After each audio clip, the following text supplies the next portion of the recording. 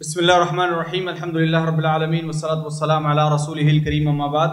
آج بتاریخ 14 اپریل سال 2025 گروپ سوال شیخ مقصود حفیظہ اللہ سے جوابات سیریز SSMS 555 نشر ہونے جا رہی ہے، امید کے بغور سماعت فرمائیں گے۔ گروپ نمبر 9 شروع کرتے ہیں۔ شیخ محترم پہلا سوال ہے، ساتھی پوچھتے ہیں کہ دعائے قنوت ہمارے پاس ائمہ حضرات آج کل فجر میں بھی پڑھتے ہیں اور وتر میں بھی پڑھتے ہیں، تو کون سا وقت مناسب ہے دعائے قنوت پڑھنے کے لیے؟ بسم اللہ الرحمن الرحیم الحمدللہ رب العالمین وصلی اللہ علی نبینا محمد وعلی آلہ واصحابہ اجمعین۔ دیکھیے، دعائے قنوت جو فجر میں پڑھی جاتی ہے اسے قنوت نازلہ کہتے ہیں، اور اس میں کوئی دعا متعین نہیں ہے، کوئی دعا متعین نہیں ہے، وہ حالات کے لحاظ سے کی جائے گی۔ حضرت ابی بن کعب رضی اللہ تعالی عنہ وغیرہ سے جو حدیث ہے، جو قنوت مروی ہے، وہ جیسا سنن کبریٰ بیہقی وغیرہ میں ہے، وہ ہے اللہم اغفر للمسلمین والمسلمات المؤمنین والمؤمنات اللہم الف بین قلوبہم واصلح ذات بینہم۔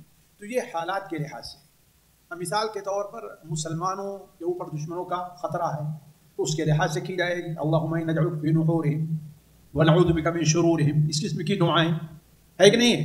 مسلمان لڑائی میں ہے نا، اس وقت جو دعائیں کی جائے گی وہ یہ ہے کہ اللہم انصر المسلمین والمسلمات، ہے نا۔ یعنی کہنے کا مطلب ہے کہ قنوت جو فجر میں ہے وہ دعا وقتی ہے اور یہ حالات کے لحاظ سے کی جائے گی، اس کے لیے کوئی دعا متعین نہیں ہے نا۔ لیکن اس کا وقت کیا ہے؟ اس کا وقت نبی کریم صلی اللہ علیہ وسلم سے عموماً جتنی حدیثیں اس سلسلے میں آئی ہیں کہ آپ صلی اللہ علیہ وسلم رکوع کے بعد وہ دعا کیا کرتے تھے، وَلَمْ يَبْقَ إِلَّا السُّجُودُ، ہے کہ نہیں؟ اور اس میں آپ صلی اللہ علیہ وسلم ہاتھ بھی اٹھایا کرتے تھے۔ تو یہ دعائے قنوت جو نازلہ جس کو کہا جاتا ہے، جو فجر میں آج کل لوگ پڑھ رہے ہیں، جیسے مسلمانوں پر ایسے حالات ہیں، تو اس کے لیے کیا ہے، وہ فجر کے رکوع سے پہلے کا وقت متعین ہے کہ نہیں ہے۔ لیکن میں یہ نہیں کہتا کہ کسی نے پہلے پڑھ لیا تو ناجائز ہوگا، لیکن نبی صلی اللہ علیہ وسلم سنت کیا رہی ہے، وہ رکوع کے بعد رہی ہے، اور اس کے لیے یہ دعائے قنوت اللہم اہدنی فیمن ہدیت پڑھنا یا اللہ دینا، یہ اللہ کے رسول سے ثابت نہیں ہے۔ اللہ کے رسول اللہم انج الولید بن مغیرہ، اللہم انج فلان فلان المستضعفین من المسلمین، ہے نا۔ تو حالات کے لحاظ سے وہ دعا امام کو کرانا چاہیے۔ البتہ دعائے قنوت جو وتر میں پڑھی جاتی ہے اور جس میں پڑھا جاتا ہے اللہم اہدنی فیمن ہدیت جماعت کے ساتھ ہے تو اللہم اہدنا فیمن ہدیت، تو یہ رکوع سے قبل اور رکوع کے بعد دونوں مشروع ہے۔ البتہ عموماً علماء یہ گئے ہیں کہ رکوع کے بعد افضل ہے۔ کیوں؟ اس لیے کہ اولاً تو رکوع کے بعد جو ثنا وغیرہ اللہ کی حمد وغیرہ کی جاتی ہے، ربنا ولک الحمد حمدا کثیرا طیبا، اور اس کے بعد جو دعا ہوتی ہے وہ زیادہ قابل قبول ہوتی ہے، ایک چیز۔ دوسری چیز، حضرت عمر رضی اللہ تعالیٰ عنہ کے زمانے میں حضرت ابی بن کعب یا جو امام تھے دعا کراتے تھے، جیسے صحیح ابن خزیمہ میں ہے، وہ رکوع کے بعد ہی کرتے تھے۔ البتہ سنن ابو داؤد میں ایک حدیث ہے حضرت ابی بن کعب کی جو مختلف فی ہے، اس کی صحت علماء کے نزدیک صحت مختلف ہی ہے۔ علامہ البانی نے ایک اچھی تحقیق پیش اسے قوی قرار دیا ہے، لیکن امام ابن داؤد ہیں اور دوسرے بہت سے علماء اسے ضعیف قرار دیتے ہیں۔ اس میں یہ ہے کہ اللہ کے رسول صلی اللہ علیہ وسلم نے قنوت وتر رکوع سے پہلے پڑھی ہے، رکوع سے پہلے پڑھی ہے۔ تو آج ہمارے یہاں جو لوگ قنوت رکوع سے پہلے پڑھتے ہیں ان کا یہ استدلال ہے، لیکن مجھے جو امام بخاری رحمہ اللہ کی رائے سب سے زیادہ پسند ہے۔ آپ رحمہ اللہ اپنی کتاب صحیح بخاری میں باب باتیں ہیں، باب قنوت الوتر قبل الرکوع و بعدہ، رکوع کے پہلے بھی اور رکوع کے بعد دونوں ہو سکتی ہے۔ جی مگر فضیلت آپ کیسے ہیں؟ شیخ البانی وغیرہ کیا کہتے ہیں؟ اب اس حدیث کو جو حضرت ابی نے اس کو قوی قرار دیتے ہیں، اس لیے کہتے ہیں رکوع کے پہلے ہونی چاہیے، لیکن آپ صحابہ کا عمل دیکھیں ہے کہ نہیں ہے۔ تو اب علامہ البانی صرف کیا کہتے ہیں، رمضان میں اور کیا ہے عشر اخیر کے اندر رکوع کے بعد کی جائے گی، اس کی کیا دلیل متعین کرنے کی ہے؟ حضرت عمر کے زمانے میں تمام صحابہ کرام ہیں اور رکوع کے بعد پڑھ رہے ہیں، ہے کہ نہیں ہے، تو اس کا معنی کیا ہے؟ جی ہاں، تو احادیث سے کیا پتہ چلتا ہے اللہ کے رسول کا عمل کیا تھا؟ بھائی توجہ دیں، ہم نے کہا کہ اللہ کے رسول صلی اللہ علیہ وسلم کچھ بھی وارد نہیں ہے قنوت وتر میں، صحیح مختلف جو حدیث مختلف ہی ہے۔ خود امام ابو داؤد نے اس حدیث کو نقل کرنے کے بعد ضعیف قرار دیا ہے۔ تو جو علماء ہمارے یہاں جیسے شیخ الحدیث مبارک پوری رحمہ اللہ ہے، انہوں نے کہا کہ میرے نزدیک رکوع سے پہلے دعائے قنوت پڑھنا افضل ہے رکوع کے بعد کے مقابل میں، لیکن خود ان کے بیٹے شیخ عبد الرحمن نے مجھ سے اور ایک مجلس میں ہم لوگ تھے بیان کیا کہ خود ان کے والد رحمہ اللہ یعنی وہ زندگی بھر رکوع کے بعد ہی قنوت پڑھتے رہے ہیں، ہے نا۔ تو اس سلسلے میں سختی نہیں ہونی چاہیے، ہے کہ نہیں؟ انسان کے اپنے جو امام کی اختیار پر چھوڑ دیا ہے، قنوت وتر جو ہے وہ رکوع کے بعد پڑھے یا رکوع سے پہلے پڑھے. جی. اچھا شیخ، یہاں پر یہ بھی لوگ سوال پوچھتے ہیں کہ یعنی یہ کتنی لمبی ہونی چاہیے، کیا لمٹ ہے اس کی رکوع دعائے قنوت کی؟ بعض مساجد میں دیکھا جائے لمبی لمبی ہوتی ہے. یہ سب سنت کے خلاف ہے. بہت ہو گئی، 1 رکعت کے موافق ہو گئی، 4 منٹ ہو گئی، 5 منٹ ہو گئی، 3 منٹ، تھوڑی سی اور کر لیجئے. لیکن یہ کہ 15-15 20-20 آدھا گھنٹہ، یہ تو دعا کا مقصد ہی وہاں پر نہیں ہے. نماز سے آپ کی دعا نماز سے لمبی ہو جا رہی ہے. آپ 3 رکعت جو ہے 5 منٹ میں پڑھتے ہیں اور دعا کتنی دیر کراتے ہیں جی؟ 15 منٹ. تو یہ کم لوگ ہیں جو بڑے مختصر کرتے ہیں، ہے نا. 15 منٹ بہت مختصر ہے، لیکن لوگ یہاں آدھا گھنٹہ. ظاہر بات ہے اس کا کسی کوئی دلیل نہیں ہے. 5 منٹ کرنے کی کیا دلیل؟ بھائی اللہ کے رسول سے قنوت آپ نے بتائی ہے، بہت مختصر سی ہے، بہت مختصر ہے. وہ تو آدھے منٹ کی ہے. تو ٹھیک ہے، اتنا ہی پڑھ لیجیے، کافی نہیں کیا وہ؟ بہت. اس کے لیے آپ ملا دیجیے تو 1 دعا اور پڑھ لیجیے جس میں مسلمانوں کے حالات کے مطابق ہو، ہے نا. وہ آپ نماز کے مقصد سے نکل گئے ہیں. جو نماز کا مقصد ہے، آپ نماز کا مقصد اصل دعا کرانا نہیں ہے. جی. اللہ کے رسول اللہم انی اعوذ برضاک من سخطک وبمعافاتک من عقوبتک وبک منک، آپ جتنی دعائیں اللہ کے رسول صحابہ سے مروی ہیں وہ کوئی دعا 2 3 4 منٹ سے آگے کی نہیں ہے، سب وہی اتنی ہی. دعویٰ ادھر رہتا ہے کہ ہاں ہم متبع سنت ہیں، ہے کہ نہیں ہے؟ یہاں پر سنت کہاں گئی ہے جی؟ نہیں ٹھیک ہے، وہ ساری تو مسنون دعائیں. بھائی مسنون کیا چیز ہے وہاں پر؟ اللہ مسنون یہ ہے کے طور پر سنیے، دیکھیے 5 منٹ کی جو تحدید، ہم 5 منٹ کی تحدید نہیں کر رہے ہیں. ہم نے کہا بہت کی اتنا جائیے، لیکن اب 10 منٹ تک کہاں چلے گئے؟ اس لیے کہہ رہے ہیں کہ یہ نماز کے جو رکوع سجدہ رکعات ہیں اس کے موافق ہے، اس لیے ہم یہ کہہ رہے ہیں. اور خود اللہ کے رسول صلی اللہ علیہ وسلم جو دعائیں لیجیے تو اس سے زیادہ نہیں ہو پائیں گی. آپ تمام دعاؤں کو جمع کیجیے پھر بھی نہیں ہو پائیں گی. اللہ کے رسول سے جو وارد ہیں وطر میں اور جو صحابہ کی ہیں تمام کو جمع کیجیے پھر بھی نہیں ہو پائیں گی. آپ جو ہے 15 منٹ سے زیادہ کی، 5 منٹ سے زیادہ کی، تو ہم کیوں اس سے آگے جائیں؟ اللہ ہماری عائشہ فرماتی کہ اللہ کانا، آپ جوامع دعا آپ صلی اللہ علیہ وسلم پڑھا کرتے تھے، وَيَدَعُ مَا وَرَاءَ ذَلِكَ، اور جو لمبی اور دعائیں ہم اس کو چھوڑ دیتے تھے. تو جوامع جو دعائیں ہیں، جامع ربنا آتنا فی الدنیا حسنہ، کتنی جامع دعا ہے. اللہم اہدنی فیمن ہدیت، کتنی جامع دعا ہے. اللہم انی اعوذ برضاک من سخطک، کتنی جامع دعا ہے. اس کو پڑھیے اور چھوڑیے باقی دعاؤں کو. اس کے لیے بہت سا وقت ہے آپ کے پاس، آپ دعا کرتے رہیے بیٹھ کے مسجد میں. جی. تو یہاں پر مسنون دعائیں اختیار کی جائیں گی یا کوئی بھی دعا انسان جو ہے حالات کے مطابق، جیسے ہم نے کہا دعائے قنوت جو ہے نازلہ وہ حالات کے مطابق ہے، یعنی اپنی زبان میں بول سکتا بندہ. اب اپنی زبان یہ الگ مسئلہ ہے، پسندیدہ نہیں ہے کہ عربی میں کچھ دعائیں ایسی ہیں جو سلف سے وارد ہوں یا وہ ہوں یا حالات کے موافق مناسب. جیسے آپ نے کہا اللہم انج المستضعفین من المسلمین، ہے کہ نہیں ہے؟ یا آپ یہ کہیے بھائی یہ اللہم انج فلان فلان فلاں علاقے کے جو لوگ ہیں، ہے نا، اللہم جو ہے کہہ دیے فلاں جو ہے اہل سودان پر، اہل غزہ پر، اہل فلسطین پر اللہ رحم کرے. ٹھیک ہے، لیکن اس کے لیے کتنی دیر کریں گے آپ؟ یہاں تو دعا کو، دعائے قنوت کو لوگوں نے ایک واز بنا لیا ہے، گویا کہ واز کر رہے ہیں، تقریر کر رہے ہیں، لوگ دل کو نرم کر رہے ہیں. جی. یعنی وہ والا اسٹائل نہیں ہونا چاہیے، بالکل نہیں، اس سے بالکل پرہیز کیا جائے. کسی کا بھی اگر نوٹڈ ہو، کسی کا بھی ہو، احادیث سے جو دعائیں ہیں اس پر اکتفا. میں یہ نہیں کہتا حالات کے لحاظ سے آپ دعا کیجئے حالات کے مطابق، ہے کہ نہیں ہے، لیکن اسے دعا ہی رہنے دیجیے، اسے وعد اور نصیحت نہ بنائیے. اگلا سوال ہے، ساتھی پوچھتے ہیں شیخ محترم دینی علم حاصل کرنے کا کیا طریقہ، یعنی کہاں سے شروع کریں، کوئی ترتیب بتائیں تاکہ فائدہ ہو. بھائی دیکھیے، انسان اگر جو ہے بالکل مبتدئ ہے، اسے نہیں ہے، تو ظاہر بات اسے ابتدا میں عقیدے کی بات کتابیں ہیں، تقویۃ الایمان ہے، الاصول الثلاثہ ہے کہ نہیں، اس قسم کی چیزیں ہیں. فقہ اور اس سے متعلق دستور المتقی ہے، صلاۃ المسلمین کے ہمارے ہم جو مولانا یونس صاحب پرتاپ گڑھی رحمہ اللہ نے جو لکھا تھا، اور مولانا صاحب بستوی نے دستور المتقی کے نام سے اس کو ایڈٹ کیا اور اس کو چھاپا، اس قسم کی کتابیں ہیں. علامہ نواب صدیق حسن کی راہ نجات، طریق النجات جو ہے، اس قسم کی جو کتابیں ہیں، ہے کہ نہیں. اس کے بعد آہستہ سے مختصر سے کوئی فقہ کی چیز ہو جائے، کوئی فقہ کتاب، فقہ حدیث کے اوپر جیسی کتاب بہت سی لکھی گئی ہیں، یا بعد حدیث کی کتابیں آپ لے لیجیے. ایسے ابتدا سے شروع کیا جائے، پھر اس کے بعد انسان آگے آگے بڑھتا جائے. اس سلسلے میں اگر کوئی آدمی چاہتا ہے تو ہمارے یہاں کے جو مدارس جو ہے پہلی جماعت سے جو لے گئے نا، ان کو سامنے رکھ کے اس پر چلتا جائے. جی. اگلا سوال ہے، ساتھی پوچھتے ہیں کہ اگر مقتدی سورہ فاتحہ مکمل اگر نہیں پڑھ پایا اور امام صاحب نے رکوع کے لیے تکبیر کہہ دی تو کیا کرے گا بندہ؟ اگر امام کے رکوع سے سر اٹھانے سے پہلے پوری کر سکتا ہے تو پوری کر لے، ورنہ رکوع میں چلا جائے، انشاءاللہ اس کی رکعت ہو جائے گی جی۔ اس لیے کہ بدرجہ مجبوری میرے نزدیک سورہ فاتحہ اگر کوئی نہیں پڑھتا ہے تو سورہ فاتحہ اس کے اوپر سے ساقط ہے، جس کی دلیل حضرت ابوبکر رضی اللہ تعالی عنہ کی روایت ہے جی۔ اگلا سوال ہے، ساتھی پوچھتے ہیں کہ چرائے ہوئے پیسے اگر جن سے پیسے ان کا انتقال اگر ہو گیا ہے تو اب اس کو کیا کیا جائے؟ ان کے ورثہ کو دے دیں،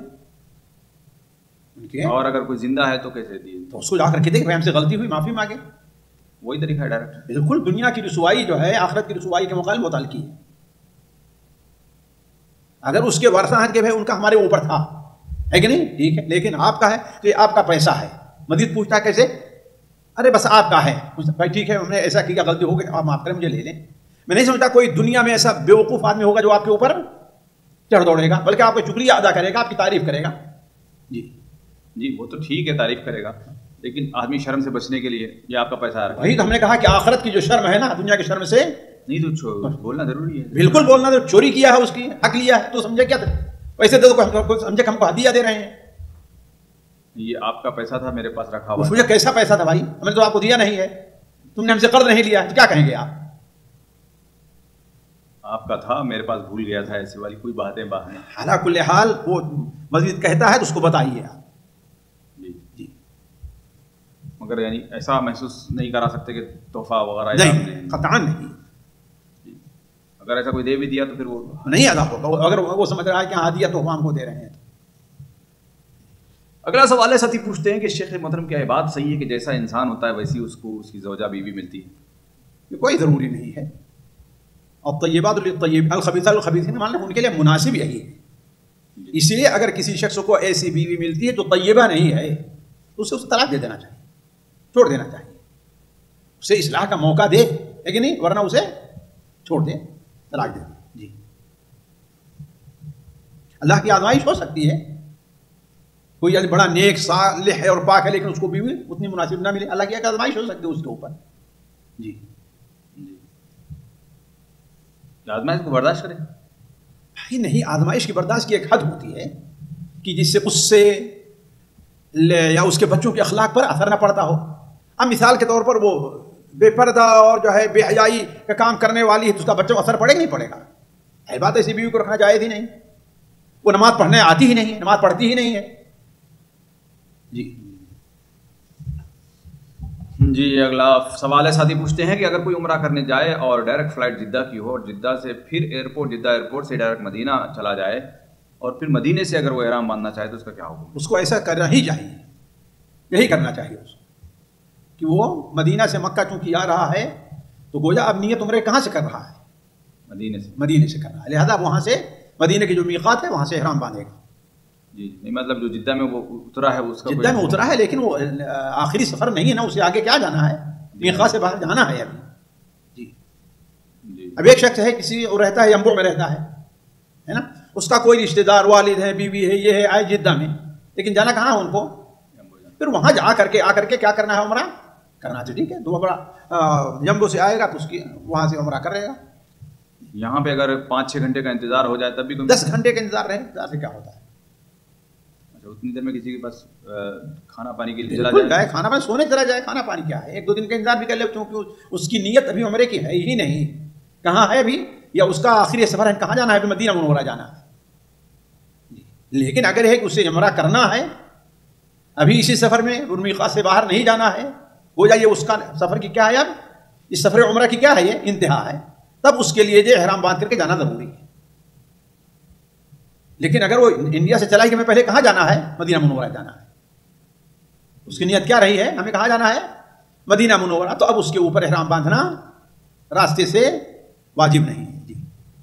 کوئی اگر ایسی نیت کر لے، مثال کے طور پر جانا تو ہے عمرے پہ آ رہا ہے لیکن وہ 8 دن جدہ میں رکے گا پھر مدینہ جائے گا، تو ٹھیک ہے نا، لیکن جدہ سے مکہ تو نہیں جا رہا ہے نا وہ، مگر عمرے کا سفر ہے، وہ عمرے کا سفر ہے، لیکن جدہ سے مکہ اب اس کا سفر نہیں ہے نا، اس کا سفر کہاں ہے؟ جدہ سے مدینہ منورہ کا ہے، جو اس کے سفر میں داخل ہے کہ جدہ پھر مدینہ منورہ پھر مکہ آنا ہے۔ چلیں وہ تو 1 گھنٹہ 2 گھنٹے کا سمجھ میں آ گیا. 2-3 گھنٹے ہو جو اس میں کون سی بات ہے بھائی؟ آپ کہتے ہیں کہ 2 دن بھی جی 1 ہفتہ رک جائے اس میں کون سی بات ہے؟ تو پھر اس لیے کہ راستے میں رکنے کی کوئی حد ہے؟ آپ یہاں سے عمرے پر جا رہے ہیں، راستے میں رکنے کی کوئی حد ہے؟ مجھے بتائیے اگر حد ہو کوئی تو پھر جو بھی جدہ جانے والے ہیں وہ نیت ایسی کر سکتے ہیں کہ ہم جو ہے نا جدہ میں جائیں گے اور رکیں گے، آرام کریں گے، پھر اس کے بعد طائف جا کے پھر وہاں سے عمرہ کر کے آئیں گے. بھائی یہ دیکھیے آپ نہ بھولیے، یہاں پر اس کے سفر کی انتہائی جدہ ہے.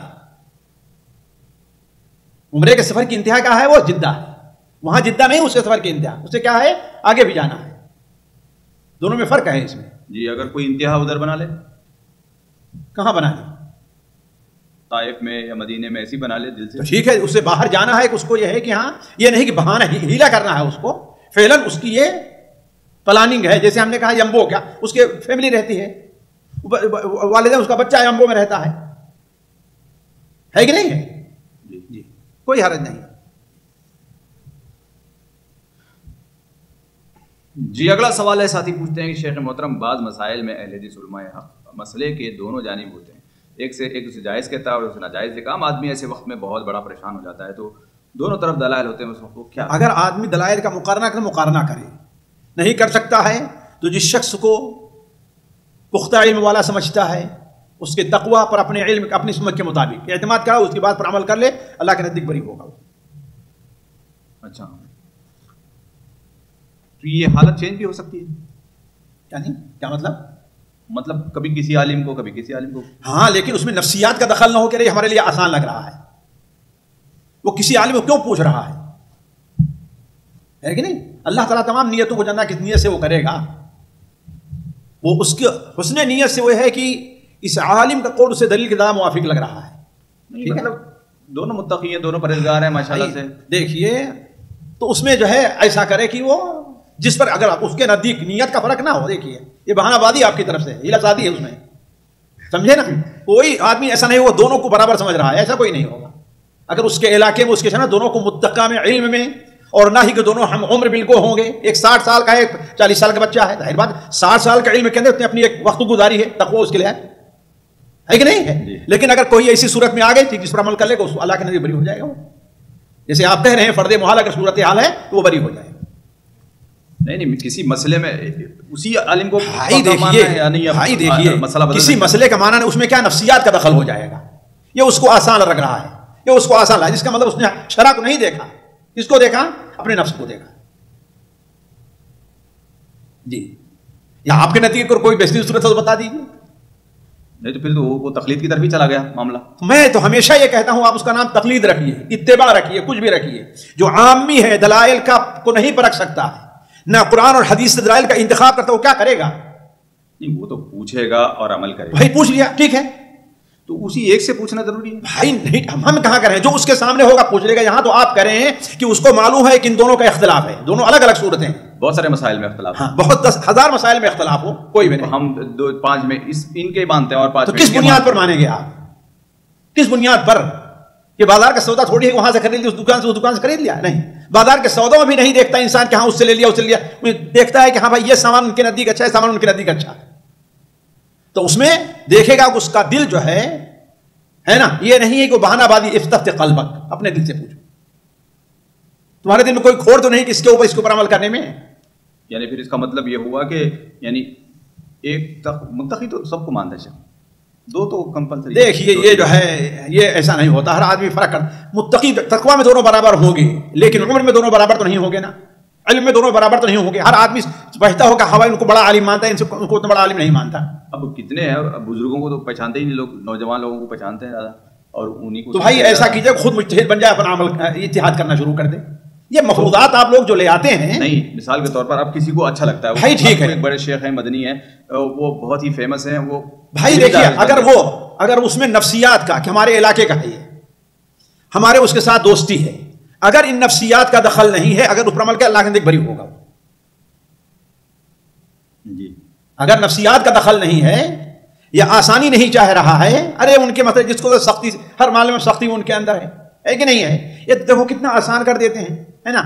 اب ان کے یہاں دیکھو عورتوں کو پردہ رہنا بھی ہے نا، عورتوں سے باتیں کرنا بھی، اور یہ دیکھو ماشاءاللہ کتنے اپ ٹو ڈیٹ ہیں، ہے نا. تو ظاہر بات نفسیات کا دخل ہو گیا نا. تو نفسیات کے یہاں پر دخل نہیں ہے. اسے آپ استفت قلبک، اپنے دل سے پوچھو کس نیت سے تم کس سے پوچھ رہے ہو. جی یعنی اس کا مطلب کہ ہم جس نیت سے ان سے پوچھتے ہیں تو وہ جو ہر مسائل میں، جیسے سونے کا زیور کے مسائل میں اختلاف ہے، فطرانے کے مسائل میں اختلاف ہے، جو بھی مسائل میں اختلاف آ جاتا ہے علماء اہل حدیث کا، صلاۃ و تسبیح میں اختلاف ہے، تو ایسے میں انہی کو ہم فالو کریں. بالکل، جس پر آپ کا دل مطمئن ہے فالو کریں، آپ اللہ کے یہاں بری ہو جائیں گے. فاسألوا اہل الذکر ان کنتم لا تعلمون، اللہ کے یہاں آپ بری. جی اگلا سوال ہے، ساتھی پوچھتے ہیں کہ زمانے جاہلیت میں نے کریڈٹ کارڈ نکالا تھا، لیکن اب سمجھ میں آ گیا کہ وہ نکالنا غلط ہے، لیکن اب بھی وہ میرے پاس موجود ہے، کیا میں اس کا استعمال کرتا ہوں جبکہ اس کے استعمال پر مجھے کوئی سود نہیں دینا پڑے گا؟ بھائی واللہ عالم، میں کریڈٹ کی حقیقت نہیں جانتا، لیکن یہ زمانے جاہلیت کون سی اصطلاح ہے؟ اللہ کے رسول بعد زمانے جاہلیت ختم ہو گیا ہے کہ نہیں ہے؟ یہ کون سی اصطلاح ہے؟ یعنی مطلب یہ کہیے کہ میں جب جاہل تھا تو اپنا کہہ لیں کہ میں جب جاہل تھا، لیکن زمانہ جاہلیت کہیں آپ اس کو، انہی کا زمانہ جاہلیت نہیں، غلط تعبیر ہے. یہ تعبیر غلط ہے. بات متشدد قسم کے لوگ بعد اخوان المسلمین وغیرہ جو زمانے جاہلیت جو ہے نا، جاہلیت قرن العشرین وغیرہ کیا، یہ غلط تعبیر ہے. اسلام کے بعد اب جاہلیت باقی نہیں. لا تزال طائفۃ من امتی، میری امت کے ایسے لوگ حق پر قائم رہیں گے، ہے نا. جاہلیت یہ ہے کہ وہ حق وہاں پر بالکل مٹی گیا ہو. جی اگلا سوال ہے، ساتھی پوچھتے ہیں شیخ محترم، اگر طلاق اور خلا کے معاملے میں یعنی بچوں میں سے کسی نہ کسی کو ایک ہونا پڑتا ہے، کسی کے ماں یا کسی کے باپ جدا ہو جاتے ہیں، ایسے اگر بچے اگر کسی کے پاس فیملی میں اگر رہتے ہیں تو ان کے ساتھ اس نے سلوک کرنا یا ان کے ساتھ اچھا معاملہ کرنا، ان کی نگرانی وغیرہ کرنا، کیا یتیم کے بچوں کے برابر نہیں؟ وہ یتیم کے حکم میں نہیں ہے، کوئی یتیم نہیں کہا جائے گا. یتیم کیسے ہو گئے،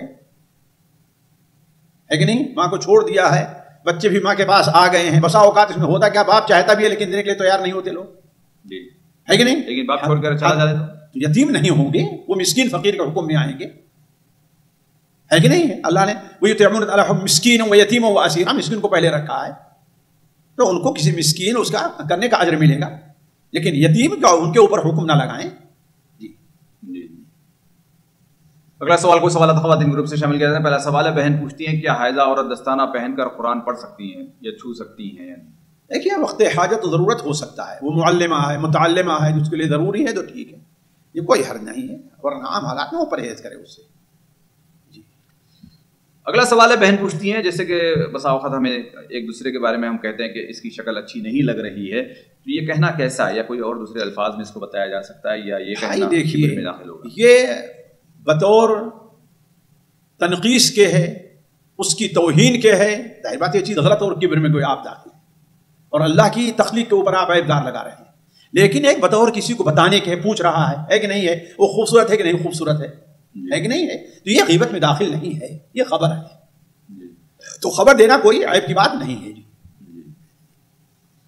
بہت تو کہتے ہیں بھائی میرے نزدیک ذرا وہ خوبصورت نہیں، دوسرے کو خوبصورت لگے گی، ہے کہ نہیں؟ ایک عورت ہوتی ہے بہت بدصورت ہے نا، جیسے لیلا مجنو کے بارے میں ہے، تو مجنو نے کیا کہا، اسے مجنو کی نظر سے دیکھو، تم اپنی نظر سے نہ دیکھو، تو ہوتا ہے.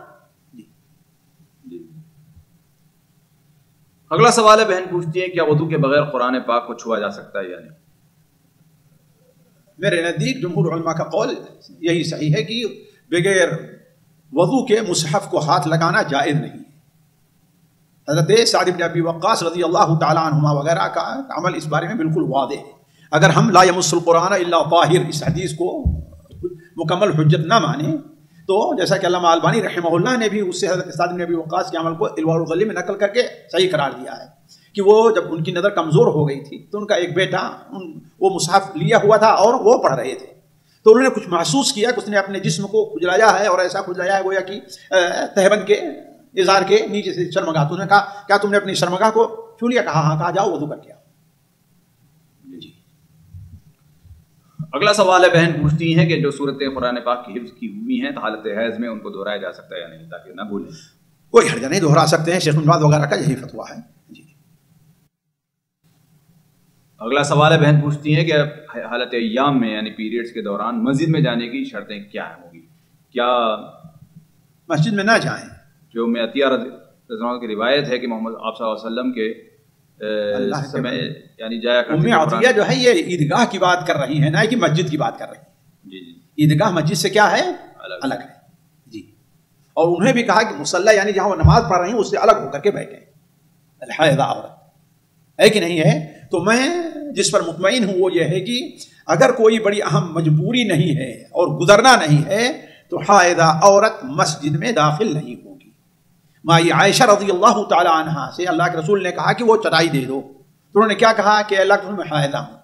تو آپ نے کہا تمہارا حیض تمہارے ہاتھ میں نہیں ہے. گویا ان کے نزدیک یہ چیز مقرر تھی حضرت عائشہ کے کہ حائض عورت مسجد میں داخل نہیں ہوگی. تو آپ نے یہ نہیں کہا کہ کوئی حد نہیں مسجد میں داخل ہو جاؤ، آپ نے کیا بتایا کہ تمہارا حیض تمہارے یعنی ہاتھ باہر کر کے تم نکال لو، کوئی حرج جس کو کوئی مانیت نہیں کرتا. یعنی اس کے قریب کا اور بھی سوال کرتی ہیں بہنیں کہ مثال کے طور پر کوئی معلمہ ہو، ٹیچر ہوں یا مدرسہ ہوں، جا کے درس دینا ہے یا کہیں کونے میں جائیں مسجد میں، یعنی کیا حکم بنتا ہے ساری چیزوں کا؟ علی کل حال تعلیم جو ہے یہ میرے نزدیک عذر کافی نہیں ہے.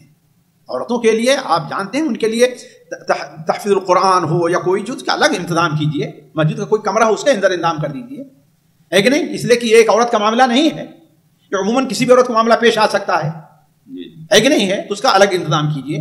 اور جہاں تک تقریر میں حاضر ہونا ہے، تقریر سننا کوئی واجب نہیں ہے، اور نہ ہی ان محترمہ کو تقریر کرنا کوئی ضروری ہے کہ نہیں ہے؟ تو یہ چیز جو ہے میرے نزدیک، لیکن بس اوقات بعد حالات ہوتے ہیں کہ ان کو تقریر کرنا مجبوری ہو گئی اور کیا حالتیں ہیں، تو ٹھیک ہے ایسی صورت میں ٹھیک ہے وہ داخل ہوں اور کھڑے کھڑے وہاں بیٹھے نہیں، تقریر کریں واپس آ جائیں.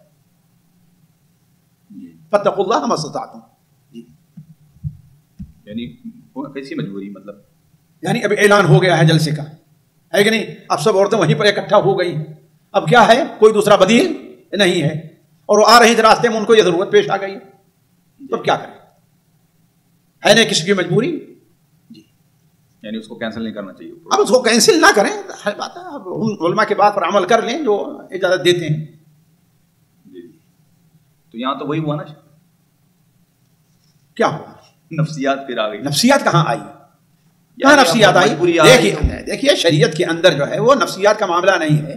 وہاں وہ اس دیر میں رہے کہ یہ جو ہے میرے سامنے مجبوری کے طور میں داخل ہوئی ہوں، نہ کہ ہمیں ہر بات کی اجازت ہے وہ فوراً نکل جائے وہاں سے.